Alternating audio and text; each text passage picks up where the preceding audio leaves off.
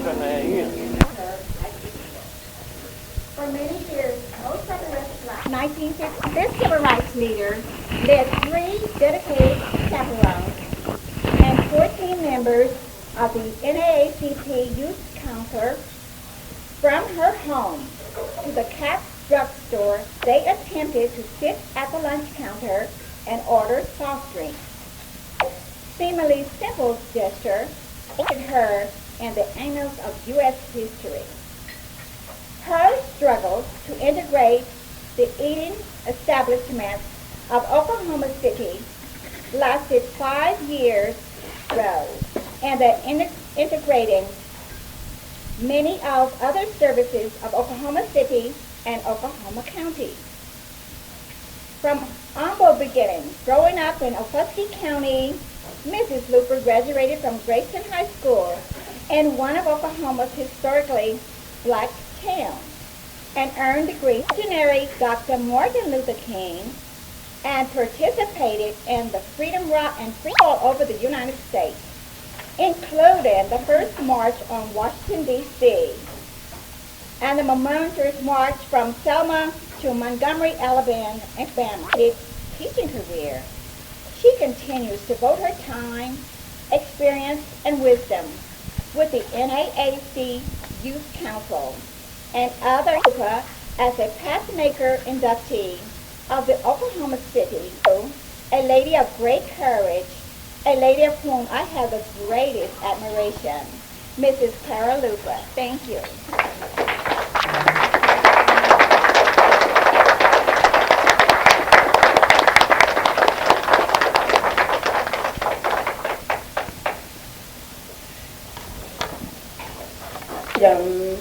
Under fire. Thank you for inviting me here to share these moments with you. You gave me the opportunity to relook at fires.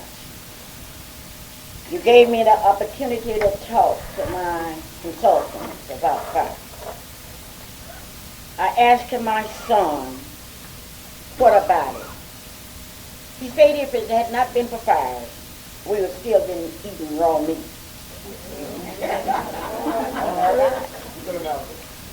I asked my daughter, what about a fire? See, a fire can either be a friend or an enemy. So will you come? And to our regional director, to our beautiful MC for today, and to you distinguished. For a few minutes I shall deal with freedom under fire. I shall take what I have learned from my children and pour it out on you. And if you don't like it, pour it out on somebody else. Pour it out on the Scrubs from New Mexico, the Bruners from Bristol, Mrs. Walker. The question that we are confronted with today is very simple. Who will put out the fire? When I speak of fire today, then, I'm talking about a fire that burned in the hearts of our people when they came to America in 1619 on that ship that they called Jesus. I'm talking about the fire to be free. I'm talking about a fire to be free as a bird. But then, the long history of America tells us that not only did we have to travel the uncharted waters of the unfriendly Atlantic Ocean, not only did we have to live through years of slavery, when the fires of hatred, the fires of nobodiness weighed down our tired, bruised black bodies. Oh, we have known fires. Fires of that long nightmare of Reconstruction. Fires of second-class citizenship. We are professionals when it comes to talking about fires. Yes, we have come through the fire. But our spirits have never been unbroken, and our heads have never been bowed down. Because we know some way, don't ask me which way, somehow, don't ask me how. Don't even ask me when. Because we know that someday, that old fire will have to go out. You've come to Oklahoma City, a city where it all started from. Because it was in this city that Bill Murray, who hated black folks, Catholics, and Jews, wrote into the Oklahoma Constitution that everything would be segregated. Oh, he didn't put it in those words, but it was there. First order of business at the state capitol was one that separated us, that separated schools, that put us on the back of buses, that separated everything. It all started there at the Capitol. And I would like to tell you that tomorrow they are going to dedicate what they love. And I hate my representatives aren't here because they haven't invited any blacks to participate in this big celebration, except those of us that can sing. Sure, they invite the choirs because that makes them feel good. But when they got ready to invite queens, they neglected the black queen. But under the leadership of Bill Murray, that molded segregation into the quilt of Oklahoma. But who's going to put out the fire? Bill Murray sure is not going to put it out. When he died, I was not happy. In fact, I was one of the few blacks that walked up to the Capitol to look at his body. And one of the reporters asked me, he said, Clara Luper, you know how he felt about black women. Why are you here? I said, to make sure he was dead.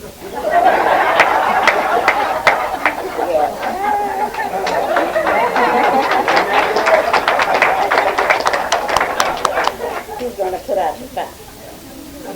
Black people have always looked for somebody to put out the fire for them. The fire of slavery. They thought somebody would do it. My favorite character in American history, Dred Scott, stood in front of 9 white men dressed in 9 black robes, looked at him, hoping that they would put out the fire of slavery. And they tell me that Dred Scott, for the first time in his life, had on a new suit that was bought by the abolitionists. Like that those 9 men are going to say to me, Dred Scott, you are a free man. And I can go home to my wife, Harriet. Another free territory.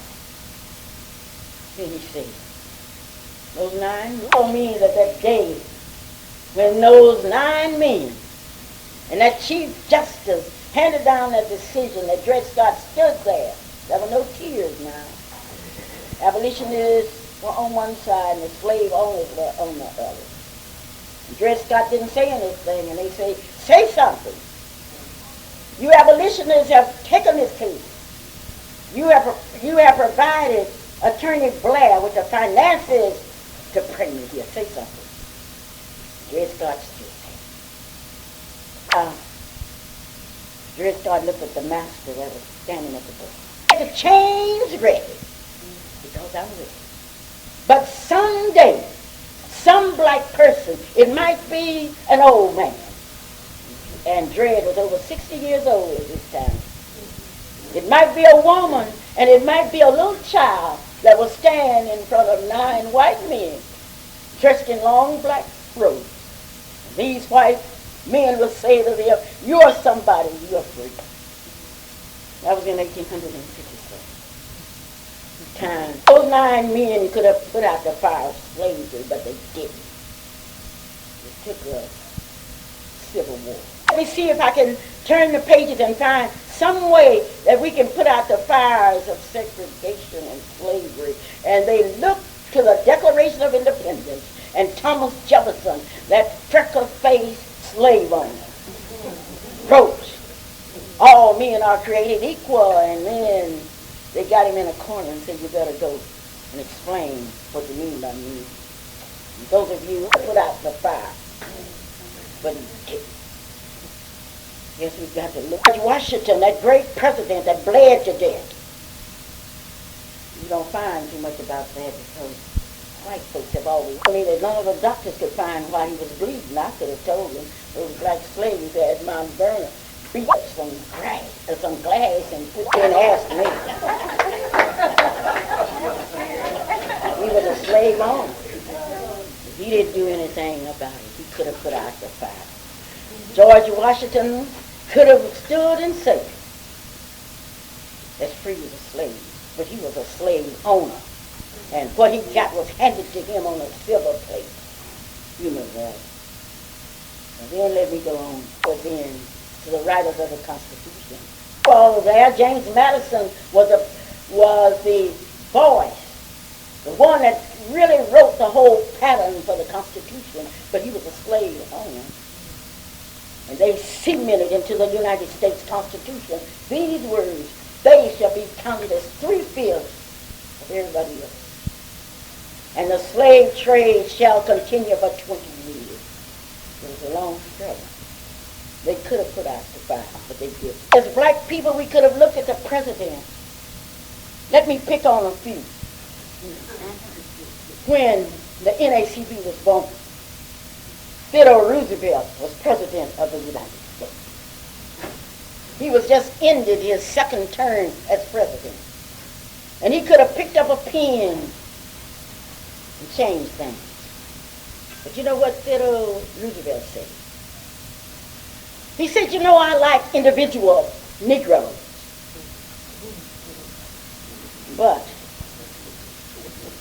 I don't like them in large groups. Well, time passed on, and we had another president by the name of William Howard Taft. He referred to blacks as his little brown buddies.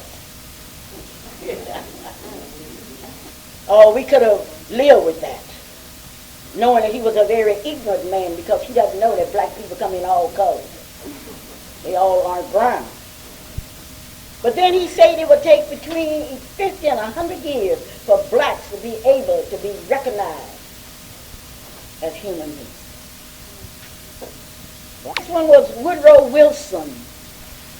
Woodrow Wilson, that great educator, well read. Woodrow Wilson, who told the biggest lie that has ever been told. He said that we are going to make the world safe for democracy. Then sent black people on segregated ships. I mean that after the war, Booker T. Washington and some others wanted to get an appointment with him, but they couldn't. And finally, some black people got us in his office, and he told them to get out. I told Woodrow Wilson. But then Warren G. Harding became the president. And they say that Harding, it was to come out in the San Francisco paper that Harding was black. And somebody poisoned him that night. Now, I don't know whether it's true or not. But I know that they had been teasing him by being half black. But he did nothing to put out the fire of segregation. Oh, Calvin Coolidge could have done it. But he was cool as a cucumber and knew less than okra. He did nothing. The next president was a man that made a big promise. You elect me for president, I will put a chicken in every pot, car in every garage. His name was Herbert Hoover. But Hoover could have done something about the system, but he didn't.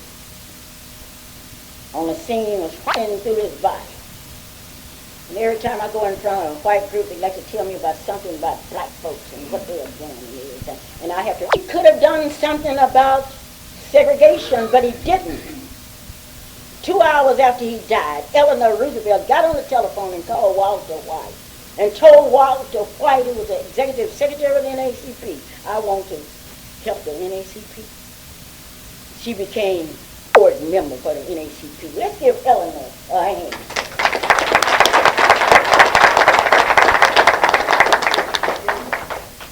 Harry S. Truman from Missouri. Show in the armed forces. Thank you, Harry. So Harry Truman went out. And here come a man who had fought and had won all kind of stripes in the army. Dwight Eisenhower, who said that he did not believe in integration. He could have done something. The White House, Dwight Eisenhower continued to tell nigger jokes. But time passed on. Kennedy, a young Kennedy came in with on the arms and on the backs of black people, because if it had not been for that telephone call, right, Mr. Ruggs, he made to Birmingham, Alabama, when the blacks in Chicago and Philadelphia decided to change their votes, he never would have become president. He was the first president to say that segregation was a moral issue and it was wrong. Let's give John F. Kennedy a hand. Oh, he could have done more. And there were a lot of people that thought he was going to do more. But then let's go to Dallas. And the story changed. Old man of Texas, Lyndon Johnson became president of the United States. Probably the best qualified person that has ever served in that office. Lyndon Johnson will always be remembered, because he took and signed the Civil Rights Bill 1964 and 65 that revolutionized the whole thing. To Lyndon Johnson. Oh, I could go on and talk about Jimmy Carter. A lot of talk, great. A lot of grins, or peanuts. Pocket full of playing his role. He was playing, and he never thought about us.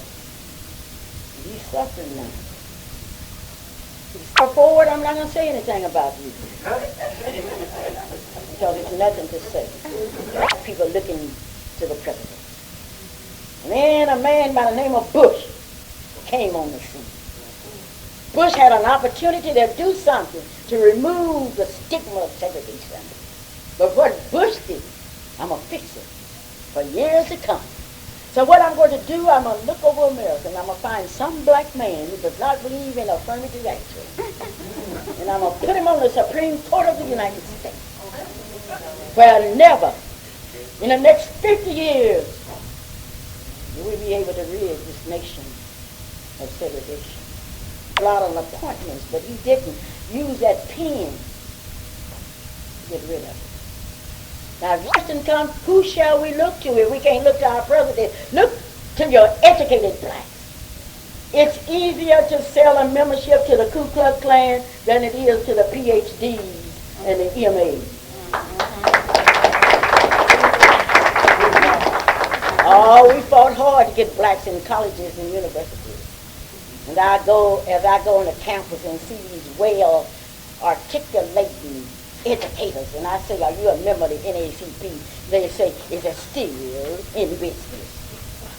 Have your black blank here if it were not for the NAACP. But I don't have to worry about it because I won't be invited back anymore, and I sure don't care. Yes, we look to our educated people. We were disciplined. And we worked so hard in voters registration, trying to get blacks voted in and elected to office. But you know today, when they call for our city councilwoman, well, we have a city councilwoman. Blacks on the school board.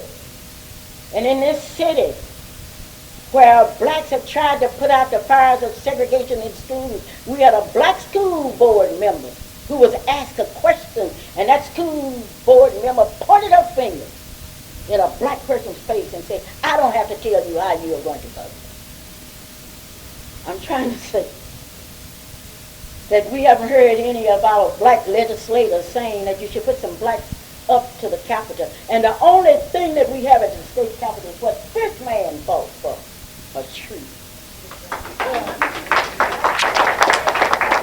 And that tree has been burglarized. How many times? 5 or 6 times. But it's something hard when you see your state legislature. Ask them, What do we have out there that's black?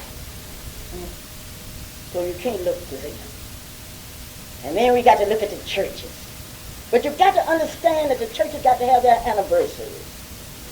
Can't you understand that? Isn't that plain? Do you think that they're going to preach for nothing? You aren't paying them enough.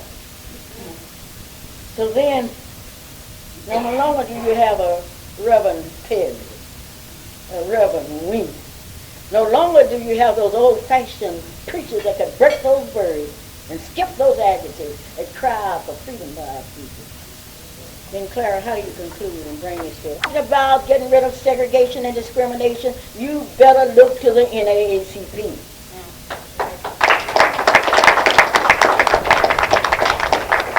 Now, in case you are suffering from historical amnesia, let me remind you that it was the NAACP that petitioned our government and worked to get rid of lynching. Give the NAACP a hand.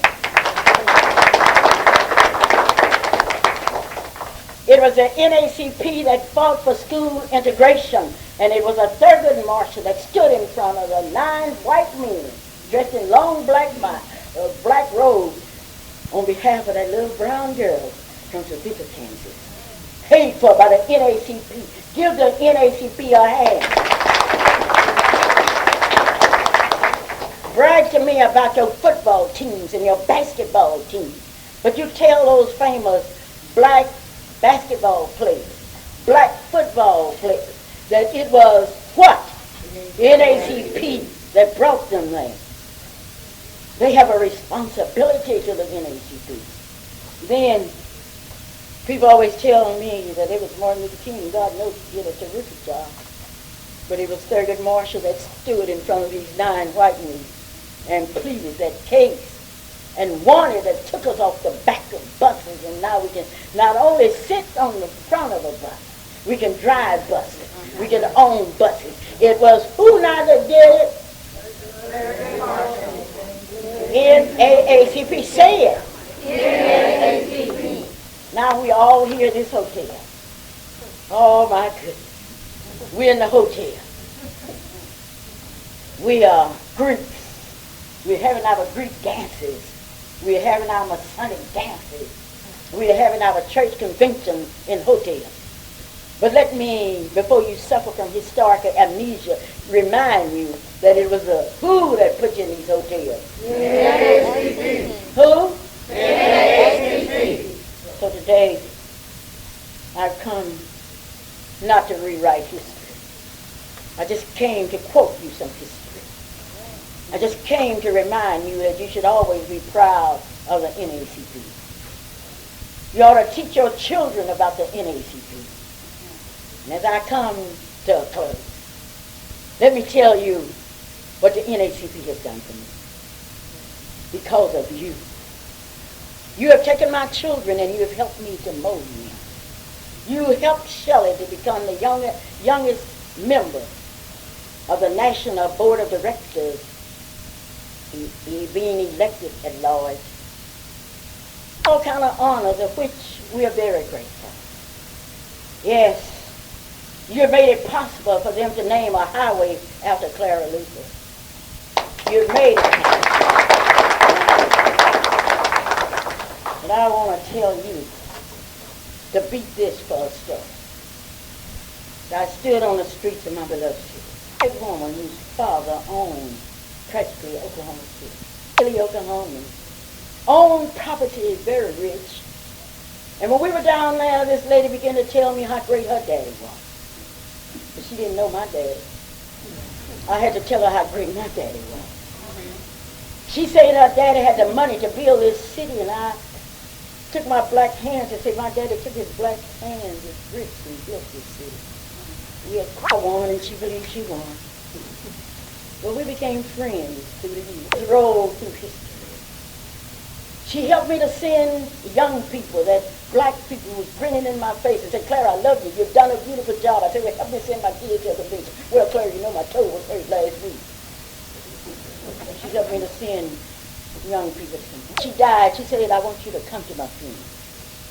When she died, I took one of my advisors, Mrs. Ford. We went out to the Christian college. I enjoyed it. Oh, you know, man. But then, in March, her nephew called me, E.K. Gaylord II. And he said,